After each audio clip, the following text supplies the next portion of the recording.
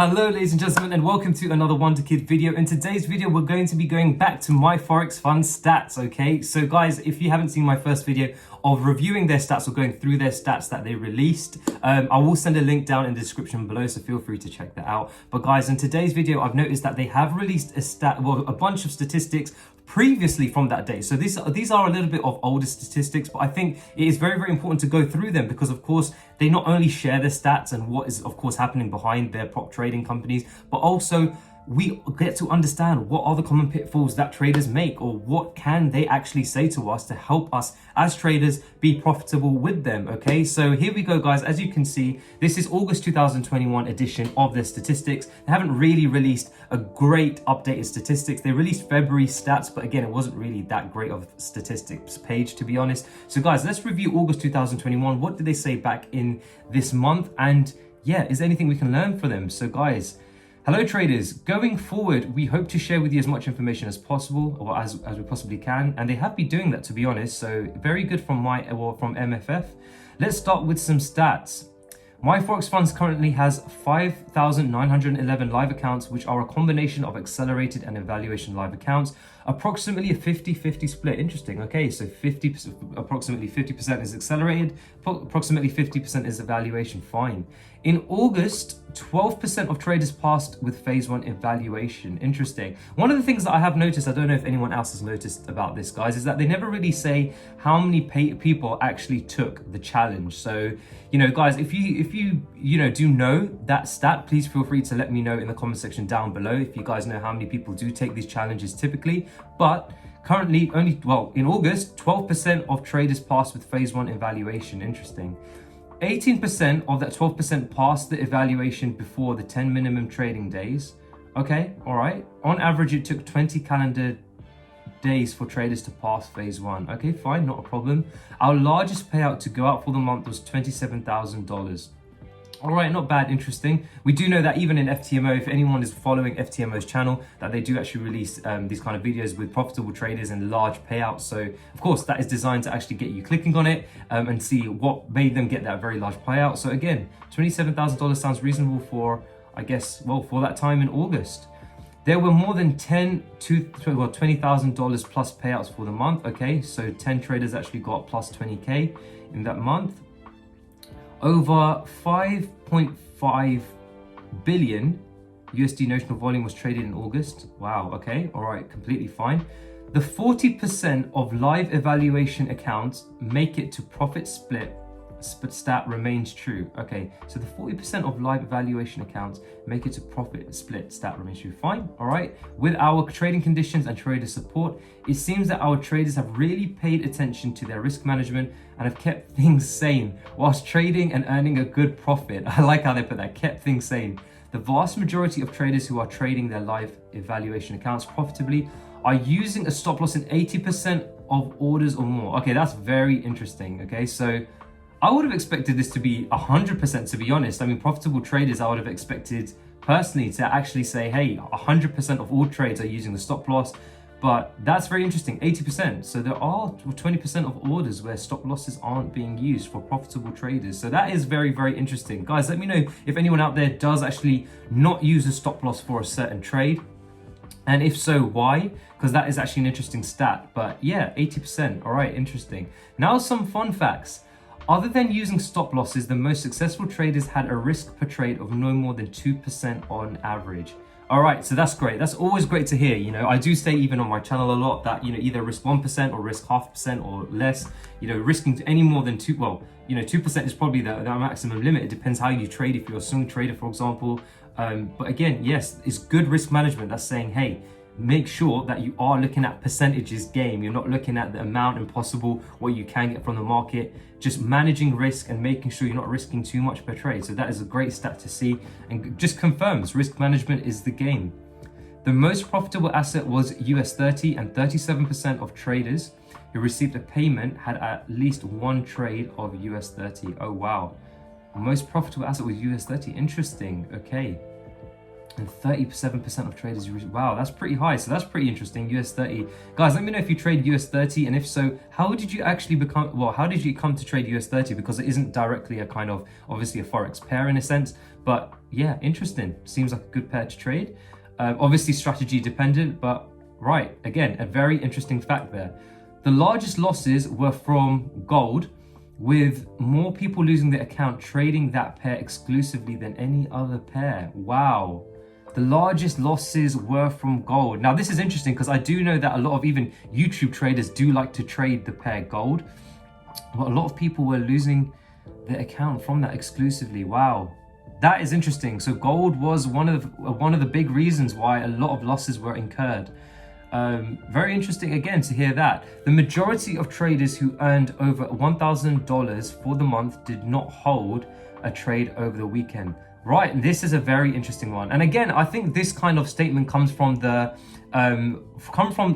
base of protecting your account, right? So like I say, you know, when it comes to trading, I even on my channel always say, come on the side of risk management and psychology protection. And again, this comes under the risk management side. Are you willing to actually keep a trade on the weekend where it could be susceptible to spikes or, you know, slippage and things like this, where price opens at a different point?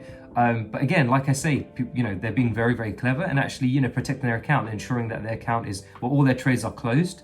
And again, they're coming out in profit. Again, like I say, coming on the side of risk management. So that is an interesting stat. The majority of traders who had an open order during the FOMC and NFP announcements lost money during August. Well, yeah, of course, FOMC and NFP are gonna cause a lot of volatility in the market. And having an open order is not a good idea. So again, this is another thing. It's like, you know, when you understand is that when news such as FOMC and FP comes out, of course, market's going to be very volatile. They're going to move very fast.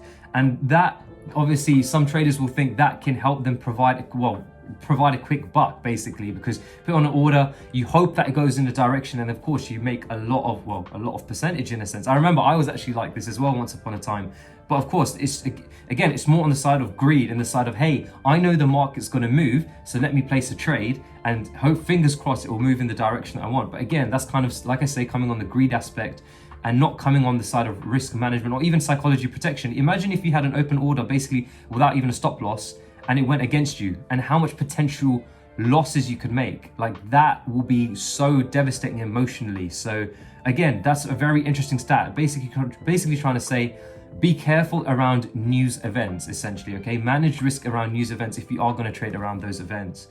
No one made a significant payout trading super exotics, and the majority of super exotic traders lost their account when the markets became volatile. Okay, wow. Yes, makes sense. Super exotics, or even the spreads will be super high, but they are very, very volatile. So again, if for anyone that is actually a profitable trader out there that trades exotics or super exotics, guys, let me know. And if so, why? Well, I guess, you know, volatility is one of the good things about trading exotics, but again, its spreads are high, and of course they, like I say, very volatile. I can imagine like the slippage, and I've not really seen it, but the price differences when they close and open across a weekend can be very, very large. So again, if anyone is a profitable trader that trades exotics, I'm assuming you guys are going to say, hey, the reason why I trade it is because it's volatile. But again, how would you manage risk on trading these exotics? That would be interesting to know. I'm assuming you would say, I'll close trades over the weekend.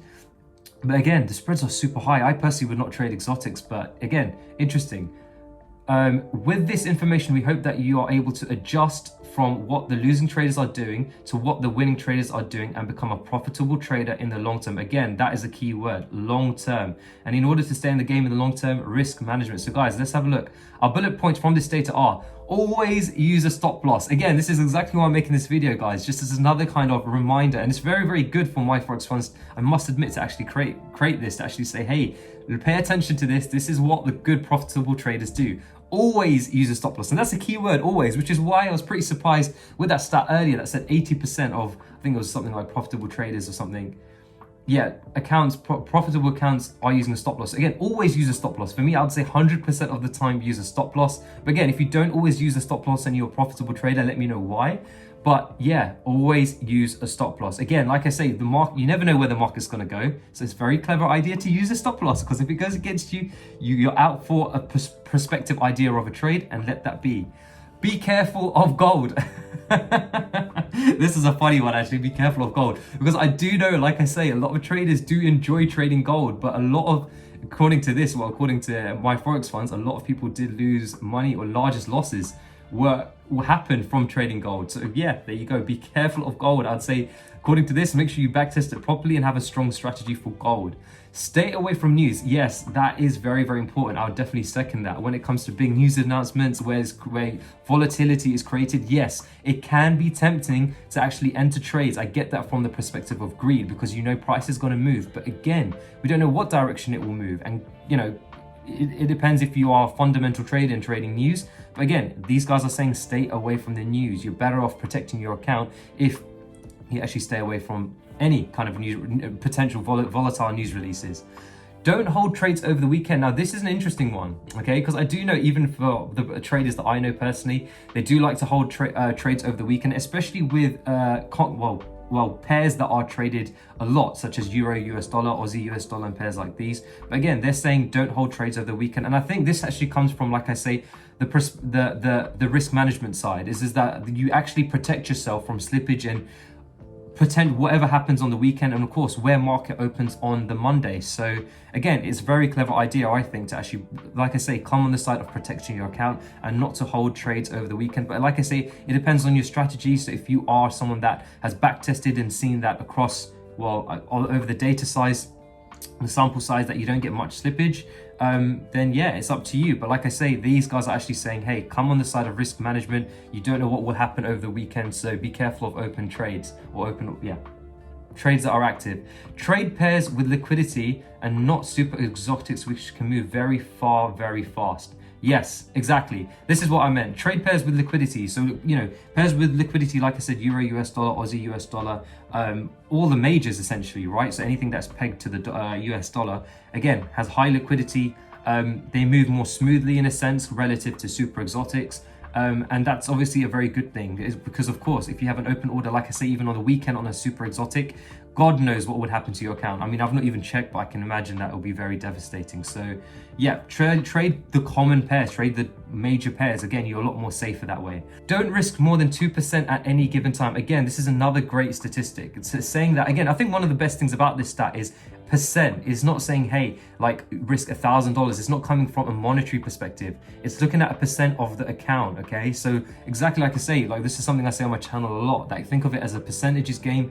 Again, 2% literally is next to nothing, okay? So if you are trading, you know, more than 2%, do consider that, reconsider that. But again, from MYFOREXFUNDS stats, they're saying, hey, don't risk more than 2%, which I think is actually one of the key words in there. So again, this data can change month by month, and we are looking to update it every month and watch the evolution of our traders in real time. Hopefully you find these facts helpful, or at very least entertaining. All the best with your trading. So there you have it, guys.